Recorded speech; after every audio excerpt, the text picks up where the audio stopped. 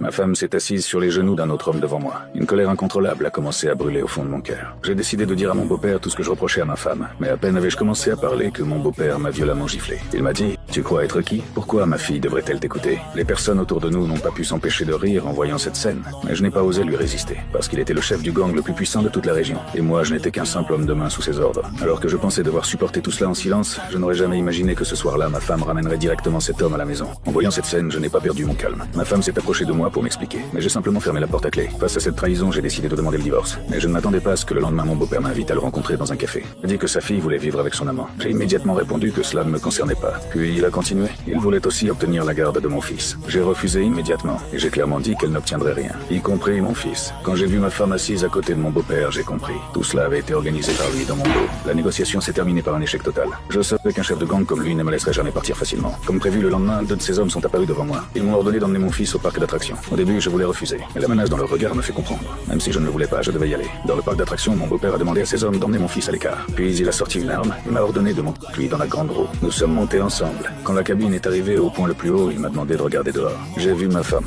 À cet instant, j'ai compris toute la vérité. Il voulait profiter de mon absence pour emmener mon fils. Alors que j'étais sur le point de perdre le contrôle, il a pointé son arme sur moi et m'a averti de ne rien faire de stupide. Je n'ai pu que regarder impuissant ma femme partir avec mon fils. Mais son plan n'était pas encore terminé. Après avoir emmené mon fils, ils m'ont enfermé dans le coffre d'une voiture. Puis ils m'ont conduit dans un entrepôt abandonné. Je savais que c'était l'endroit où mon beau-père avait autrefois éliminé des corps. J'ai compris que je risquais de ne jamais sortir vivant d'ici. Cette nuit-là, mon beau-père m'a posé une question. Si tu pouvais sortir vivant d'ici, que ferais-tu? J'ai répondu. Je tuerais tout le monde ici. Cette réponse l'a clairement beaucoup déçu. Il a ordonné à ses hommes de me faire boire une bouteille entière d'alcool. Puis ils ont répandu de l'essence partout dans l'entrepôt. Et ils ont mis le feu. Ils voulaient créer un faux accident pour que tout le monde pense que ce n'était qu'un drame. Mais personne n'aurait imaginé que je réussirais à m'échapper vivant de l'entrepôt. Après avoir été sauvé, j'ai voulu de l'aide à ma mère. Mais quand je suis arrivé chez elle, j'ai découvert que mon beau-père venait juste de partir. En entrant dans la pièce, j'ai trouvé ma mère presque sans vie. Je n'arrivais presque pas à croire ce que je voyais. Pour se venger de moi, il avait tué la seule personne au monde qui se souciait vraiment de moi. Après la mort de ma mère, les flammes de la vengeance ont complètement brûlé dans mon cœur. Cette nuit-là, j'ai retrouvé ma femme.